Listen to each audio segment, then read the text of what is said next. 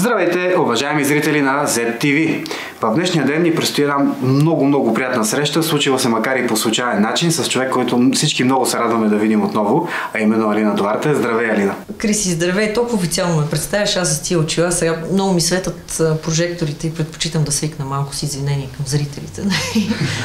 Ами няма как да е официално. Ти си с очила и аз съм с очила. Виж, толкова време, една година мина пък. Да, аз и преди не виждах без очила, обаче и сега с очила установявам, че също не виждам много. Обаче най-много се радвам, че отново те виждам. Наистина мина повече от година и ми е любопитно какво се случва с теб, как си. Криси, чакай, от уважение към теб, ще се опитам да свикна с тази светлина, макар че ще ми е много сложно. А така, покажи ги тия хубави очи на хората, де се вика.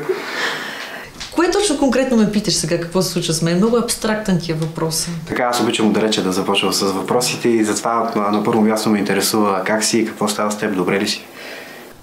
Аз обичам да казвам, че съм така, както изглеждам. Чакай, тук малко съм се разхвърлила. Значи си супер. С кучешките дрехи съм, от разходка, прясно дошла, както се казва, за да ви видя, защото след 2 дни пак излитам. Гората ме чака. Ето, хубав фон сте ми сложили точно като за мен. Така знам, че ти обичаш много природата и не само. Вече не я обичам. Защо? Какво стана? Искам си града. София е друго. Вчера казвам ти, прибирам се, гледам ги тия сгради, все едно съм в Ню Йорк. София ми е Ню Йорк. Имаше, понеже последно преди 2 месеца мисля, че бях тук, по Цариградско се движи и виждам едни сгради, едни небостъргачи, едни светлинки. Казвам, боже, аз съм някъде другаде. Колко е без София си е друго. Друго си е София. Замислих се, че на мен ми се ходи в тази гора, щом започваш да приемаш града по този начин. Живота е друг там. Живота е друг. Не казвам на село, защото все пак Ахтопол е със статут на град.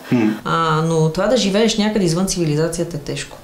Може да се види по вените на ръцете ми, изсъхналата кожа, раните, белезите, които имам там. Аз ще да кажа, че ти е много хубава кожата, не знам дали е от слънцето или... Всичко, което лети там, хапа и смуче кръв.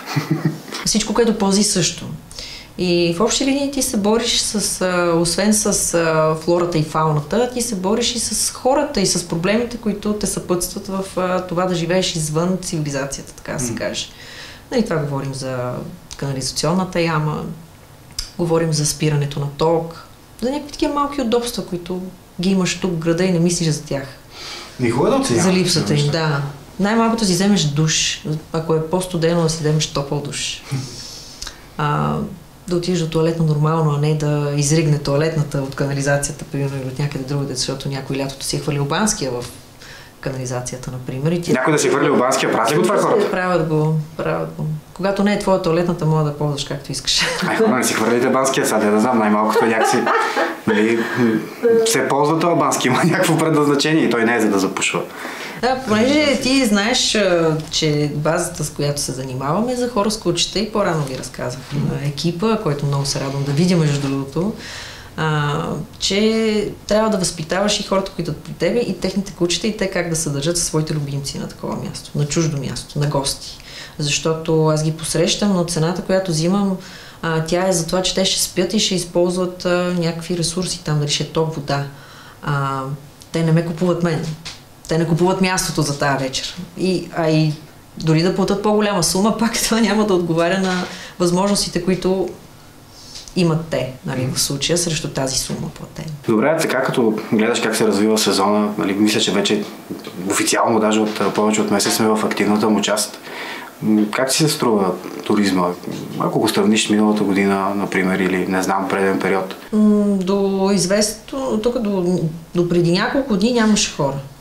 Обаче сега изведнъж наплива е много голям. Може да познаеш защо. Най-вероятно, може би сте водили този разговор. Става въпрос за Гърция.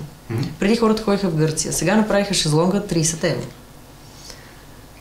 Шезлонг 30 евро, чадър 30 евро или 25 евро. Това не е скъпо, то горе-долу и в практика са по толкова.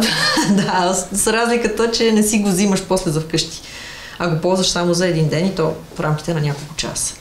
И аз това го чух, скоро разбрах за това нещо, така че сега логично е, нали, българина обича да отиде някъде, където има промоция. Не само българина, по принцип хората.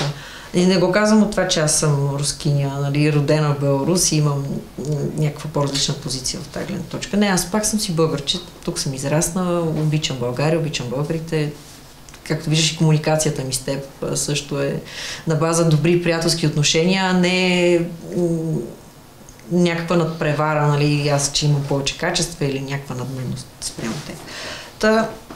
Извинявам се. Отиваме в друг жанр. Добре се развиват нещата. Стана случайно. Да те питам, всъщност, където споменава българи и други туристи, например. Има ли или на Ахтопол повече българи, или ходят, или повече чужденци? Има много руснаци. Ходят и сега си ходят много. Да, те всъщност там си живеят. Те са си закупили имоти и там руската реч е по-често срещана от българската. Защото все пак това е курорт на Южното Черноморие. Знаем какво се случи с Южното ни Черноморие, презастрояване и някакви други работи, сега някой да не кажа. То продължава. И ще стигне до Резово, най-вероятно. И така, в един момент няма да има дива част. Което мен собствено вече не ме касае, защото аз своето съм си го отдала. Моите кучета съм си ги отгледала там, поживяла съм в дивото, вече не искам. Преди ми беше тежко в града и си търсих да си купя къща на село. Поне тогава и бяха къщите много евтини, бяха по 5000 лева. Сега не можеш да си намериш такова нещо. Дори земя не можеш да купиш за толкова. Да, така е, доста се дигнаха цените. И на имотите, и изобщо. А това в цялата страна ли го наблюдаваш или по морето само, или как? Навсякъде. Не, може би има, аз не съм обикаляла все пак абсолютно всички малки сърца и градове, но принципно аз се замислих в последствие, защото аз обикалях, търсих места за разходки, гледах разни къщи и си казах сега тук колко е спокойно, колко е хубаво, бих живяла тук. Обаче не се замислих, че аз ще живея тук сама. Аз търсих такива по-обезлюдени села, нали, да нямам близо съседи, които да имат проблеми с мен, да търсят конфронтация, нали, заради кучета. Защото обикновено малките населени места, те отнемай какво да правят, обичат да си търсят приключения. Аз забелязал съм го, има го това, да. Да, и аз исках това да го избегна. И си търсих по-така отдалечено местенце, по-безлюдно, да няма на кой да пречи и на мен да не ми пречат съответно. Но в тия места първо нямат магазини. Или ако имат, те ще са много ограничени. Айде да кажем, аз не съм толкова претенциозна от към храна, но примерно ако нещо... Което се вижда, не се... Пазиш добра линия. Да, нещо ако се случи с теб, докато дойде линейка да те спаси, примерно, ако се надяваш на линейката, не на... Нали, Бог да ти е на бърза помощ, както се казва, но ако се надяваш на линейката или някакъв екип да дойде ти помогне, може да не успееш да го дочакаш. Да, това е важи в София, в някои случаи. Да. А тук става въпрос за няколко кучета, които също гледам, които също имат нужда от медицински грижи. И там до ветеринар, примерно, трябва да отидеш до по-голям град. И същевременно, ако колата ти се развали, имаш само една кола, и няма, примерно, ако има един единствен автобус, който се движи там само в 7 сутринта или в 7 вечерта, ти си ограничен. И ако особено нямаш някакви близки познати, които могат да дойдат, аз съм доста деликатна натура и не бих натоварвала някой с моите проблеми. Тоест не бих се обадила на някой, ако нещо ми се развали. Когато просто питам сама и вече в последната капка, последния момент, най-отчаяния, тогава може би, ако някой се обади в този момент и ми каже, нали, просто да ме чуе и аз бих се възползвала да кажа, че имам проблем, да и така. И то, ако вече има решение на проблема, да се възползвам от тази възможност. Сега обаче това, което ми казваш, ме навежда на една мисъл. Кога се връщаш в София? Сега сме в София. Сега да, но каза, че след няколко дни заминаваш? Не знам, повишена трудност. Може би в края на сезона? Може би в края, може би никога, може би ще се върна окончателно в София. Никога не бих казала никога, защото тук въпросът е с жилището малко в София, как трябва да го реша. Както се казва, за това хълм или има река, или няма река и няма как да сгрешиш. Да. Тоест сега съм на един кръстопът, който не знам кой път точно да хвана. Добре, аз се надявам, ако така се случат нещата, че се върнеш в София, може пък да възобновим нашите разговори в студио, ето както и сега. Аз много бих се радвала. Аз бях много щастлив от нашите разговори, говорихме за много интересни неща, по много, много различни теми. И аз бях, Криси, и даже сега не мога да повярвам, че нали, в този вид се явявам пред теб и си говоря така съвсем спокойно, което сме го правили по телефона, примерно, но не и на екран. Там имах други съображения тогава. Аз и съм ти ги споделяла, бих ги казала и сега в ефир. Първо, това е една от причините, че съм белоруски гражданин. Когато ние снимахме тогава, все пак войната още продължава, но тогава Беларус беше малко така под прицел. И особено всичките тези злободневни теми, които ги обсъждахме, между тях се случваха и някакви други по-сериозни събития, като например екстрадицията на, или как се казва, експулсацията. Експулсираха единия от настоятелите на Руската църква. Тогава много говорихме по този въпрос. Да, ние говорихме дълго, но щом те могат такъв човек да експулсират, какво остава за мен? Да ме нарочат като някой агент на държавна сигурност в Русия, например, и да кажат тази трябва да си ходи. Всъщност, заради всичко това, което се говореше по медиите, то продължава да се говори, само че вече в по-различен порядък, защото откакто дойде президента Тръмп, тия там са русоидни неща, малко се поизмениха, но има едни хора, дето им штракат разни. Случва ли се така, че наистина заради цялото това говорене, отношение, ти да се чувстваш наистина притеснена за различни опасности? Защото тук става дума за, за нещо, което се е случило в едни други векове в Европа, за лов на хора, които ги обвиняват в някакви неща и... Виж, сега не е невъзможно. Защото за мен, аз понеже те познавам, за мен е много смешно, нали, някой да каже, че ти... даже като си говорим ми става смешно, нали, някой да те обвини в някаква агентура. Обаче въпросът, който аз си задавам, всъщност е това, което правеха онези по медиите, създаде ли в те усещане, че има някакво преследване срещу всичко възможно руско. Да. Не става дума не само за руската политика, говорим за руската култура, дори за човек, който може да се чувства свързан по някакъв начин, ето ти си от Беларус, което все пак е отделно от Русия държава. Да. Отговарям директно, да. А защо се случваше това? Защо го чувстваше по този начин? Защото в живота ми вече много пъти съм била обект на дискриминация или на подобни заплахи и отношения, т.е. аз до 18 годишната ми възраст живях без ЕГН. Моите родители също. Ние сме нуклеарно семейство, майка, баща и аз нямам други тук, нито братовчеди, нито баби, и всичките сме оттам. Т.е. баща ми от Москва, майка ми от Беларус и аз съм родена в Беларус. Нямаш нищо българско, нямаш имот тук, нещо, което да те... Въпреки, че и да имаш, пак могат да те екстрадират от страната, но дълги години майка ми беше принудена да държи фирма, фиктивна фирма, с която, нали, да уж работят примерно 10 човека в нея и тя да им плаща заплати, осигуровки и всичко, за да може да стои със статут на постоянно на временно пребиваване. Тя ти каже, че си била съвсем реална фирмата. Ти си осигуряваш хора, плащаш си заплати, грижиш се.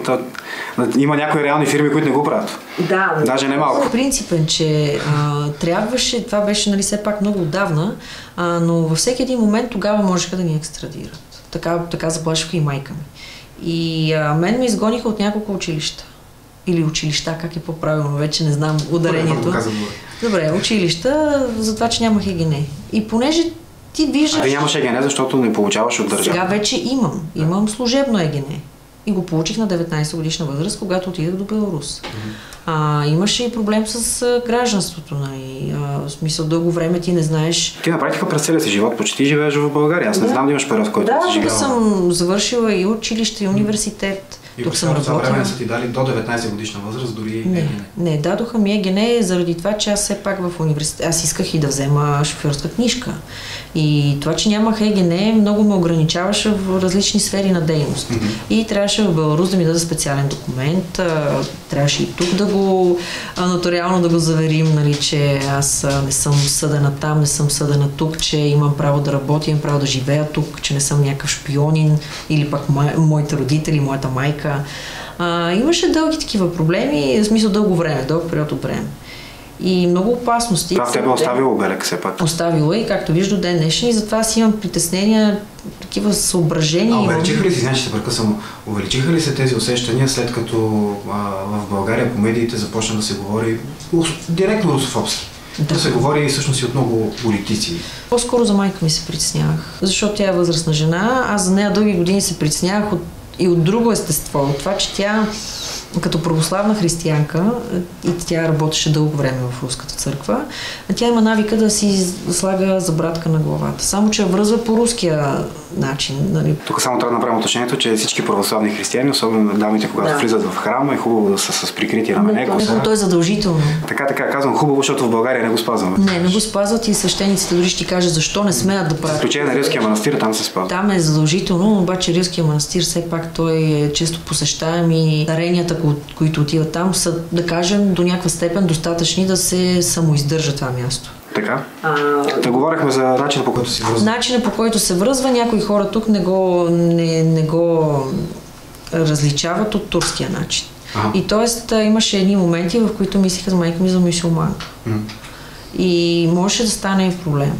Беше ме страх за нея, защото се я наричали, псували се. Но слава Богу, никога нищо не се случи. Слава Богу. Обаче това нещо пак ми остава някаква следа. Аз винаги съм се присяла за майка си. Спомена и дискриминация. Сега извиня, че ще го задам така, защото ние не сме си говорили точно по тези теми. Ние въобще не сме си говорили така в ефир, да ти кажа. Извън ефир не сме си говорили точно за това, което сега ми стана наистина интересно, защото не се бях замислил как рефлектира цялата тая политическа лудост върху живота на един човек.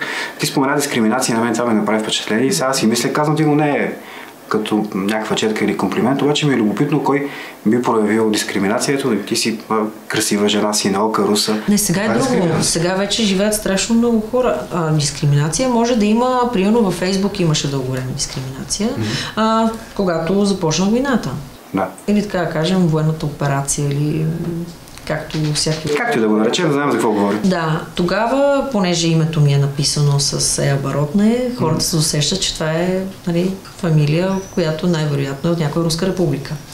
И когато тръгнеш да коментираш някакъв пост, защото аз тогава имах някакъв период, който бях по-активна във Фейсбук, тогава само на база на това, че аз съм или от Беларус, или от Русия, защото обикновено украинците, всъщност обикновено, украинците започнаха да говорят само украински и да пишат само на украински.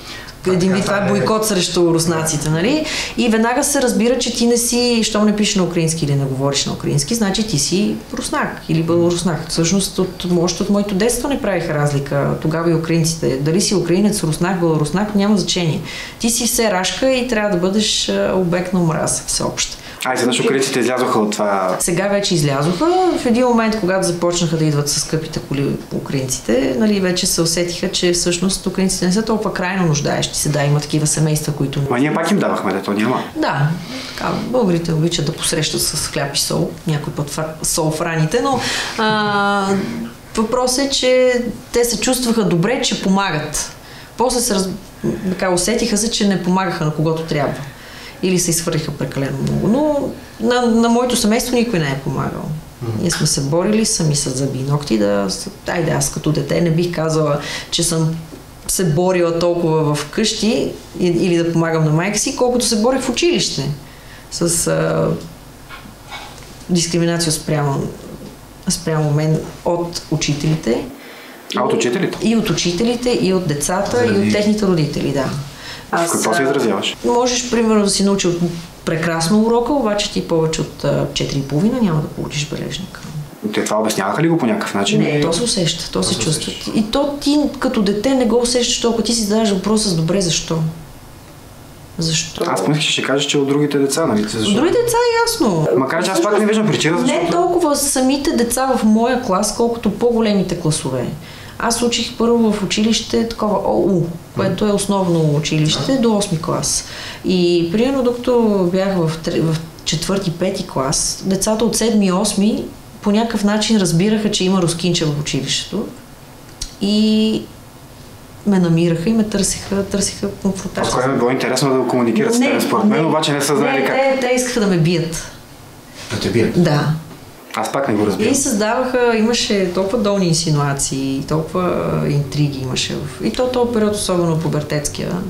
Сега прости ми, че гледам лековато на това, което се преживява, обаче според мен просто си падали по тебе и не са знаели как. Не, това щеше да е... Защото като каза вече пубертетския... Много красива причина щеше да е. То пак не е красиво, защото пак е идиотско. Обаче там много често се случва. Да, момченце удря с тухла момиченце и казва, ударихте, защото иска да се запознаем. Да, лошото е, когато го практикуват и цял живот, нали, има и такива индивиди, но това е друга тема. Сега аз те познавам и знам, че има политически теми, които просто не обичаш да ги коментираш някой път. Под какво си коментирала, че те нападат на основа на... Една от основните позиции в моя живот е справедливостта и обективността и обективната истина. Защото истината за всеки може да е различна. Но тя пак е само една. Да, но зависи от кой ракурс. Нали? И аз, понеже има неща, които следя много отдавна, с майка ми си ги обсъждахме, сега няма руска телевизия. Или там, може би, ако си платиш, няма канали можеш да гледаш. Но аз преди гледах само руска телевизия. Беше ми интересно, имаше много предавания. Всъщност, Зеленски, президента, който той още ли е президент между другото? Ами няма, така да е извън мандата, но е президент. Но преди да стане президент, той беше комик. Така е. И имаше много интересни предавания с него и аз ги гледах. И го харесвах още тогава. Но последствие той хората се промениха. Аз съм гледал един негови кадри в някакво червено трико, танцуваше по един доста странен начин. Говоря още от периода му на актьор. Един актьор може да има много предвъплъщения, аз не се подигравам с тях, но просто винаги се съмнявайте, когато видите мъж с трико. Какъвто и да е повода, нали? Така или иначе. В общи линии неща, които, предавания, които не можеш да гледаш в България, може да си гледаш там. Там те са едно след друго. И самите новини им бяха много интересни. Предаваха по-дълго време новини. И аз от дете всъщност съм закърмана с руска телевизия, с руски канали, руски предавания. Баща ми намираше начини да се включва някаква кабелна телевизия и да се гледат тези неща. Предавания чисто такива криминални, които тук не смеят да направят такива. Може би наш бивш колега Кърбовски, той правеше такова предаване Отечествен фронт на времето, в което канеше разни български канибали, убийци. На мен тия неща ми бяха интересни. Може би аз трябваше да стана криминалист, но в България няма. Слава Богу, няма такива случаи, но тези неща ми бяха интересни още от дете. И аз 2014 година разбрах за това, което се случва в Украйна и че има трупове по улиците и хората ги прескачат. Говорим за събитията на Майдана. Да, това нещо в България не се говореше за него. Има някъде гражданска война и никой не знае, затова никой не говори, всеки си живее живота. И затова ми стана обидно някой да почне да обяснява как бедните украинци, изведнъж те са стояли тихо, кротко и изведнъж се случва нещо. Да, малко по-късно се разбра, има една Виктория Нюланд, че американците са дали едни 5 милиарда и сега, който това го каже, се оказва, че е проводник на руска пропаганда. Всъщност Виктория Нюланд го призна пред Американския конгрес, но явно, ако повтаряш думите от Американския конгрес, пропагандираш някакви руски неща. Да. Не знам как е възможно, ама в нашите медии е възможно. Ето ти ми задай въпрос и аз ти отговарям. Това е дискриминация. Почват като видиш нещо, което знаеш, че не е така и някак, особено в моя случай, аз, както ти казах, съм справедлив човек, старая се винаги да гледам различни позиции на хората и да си правя някакво заключение, но никога не взимам конкретна страна, защото ти пак един човек може да ти представи нещо по един начин, друг да го види по друг, трети по... и четвърти, ако си ти четвъртия, да го видиш по съвсем в различните му аспекти. Затова във Фейсбук е много опасно да се коментира каквото и да е. В общи линии. Но тогава трябваше да се застъпя все пак за самата истина, защото това, което е написал даден човек и което почват да го четат други хора и да му дават отметка лайк, те започват да живеят с тази мисъл, че това е така и с това, което са прочели. А трябва и друга гледна точка. Забранено не може. От тази гледна точка ти казвам, че и там се среща дискриминация. Веднага те, като видяха моето име, започнаха: ти си руска подлога, ти си руски шпионин. И, никой не вниква в това, което аз съм написала. Всички вникват в коя съм аз. Всъщност това е една много ограничена група. Не е рядко поддържана с грантове, така че няма що да се притесняваш. Знаеш мнението. Не се притеснявах и тогава аз се разстроих по-скоро. Да, това го казвам, това е предвид под това. Да, това, че ти дори да обясниш с всичките аргументи, да приведеш примери, това никой не го интересува. Те използват истината, която им харесва на тях. Да, това е изключително характерно за тях. Ако нещо не им харесва, просто го измислят, за да може да пасне на идеологическата им лудост. Но това са много, много други теми. Аз обаче продължавам да си мисля за това, ако се върнеш в София, айде да разсъждаваме хипотетично. Добре. Ако се върнеш в София, например, да кажем след 2-3 месеца или 2, май 2, добре, би ли се съгласила отново да седнем, да говорим, да правим подобни неща, които правихме и преди? С удоволствие. Това имаме го пред камера. Виж, сега съм друга вече. Тогава имах едни съображения, едни притеснения, ставахме много рано. Аз не бях подготвена, бях по-скоро изненадана, защото заявката беше за работа в екипа, в който бяхме, за работа там, беше с това, че е развлекателен сутрешен блок. Ние се опитахме да се различаме, но то повече случваха се много... Да, се случиха толкова неща, които аз някак... старайки се да запаза първо някаква неутрална позиция. Същевременно, нали, има неща, които не ми харесват. От друга страна, нали, не бях достатъчно информирана за някои неща и не бях подготвена, пък и аз и от притеснение, че дълго време не съм се появявала пред камера и че трябва и да говоря. Толкова много неща мислих по време на ефир, че не можах да се включа правилно според мен. И не се чувствах толкова комфортно, колкото се чувствам в момента. Много пъти сме си говорили и тогава съм ти казал и сега като си видяхме днес отново ти го казах, справяше се супер и винаги се справяш супер с тия неща, за които сме говорили. Нямаше как да имаме информация за всичко, защото част от работите, които коментирахме, се случваха тогава и още нямаше как да направим нещо различно от това да изразим мнение по ясни казуси. Иначе информация винаги се появява нова, стара, всякаква. Сега знам, че междувременно ти направи една изключително популярна страница в Фейсбук, занимаваща се с...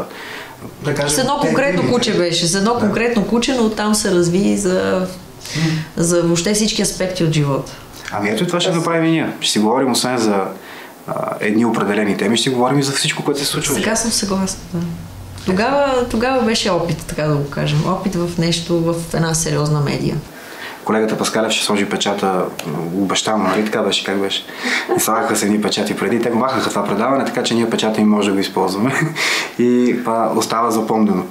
Ами добре, аз много се радвам, че си видяхме, че имахме възможност да си поговорим. Запомнил съм обещанието ти. Аз не се отмятам. Така е. И се надявам отново съвсем скоро да се видим и да си говорим за много, много, много теми. Благодаря ти.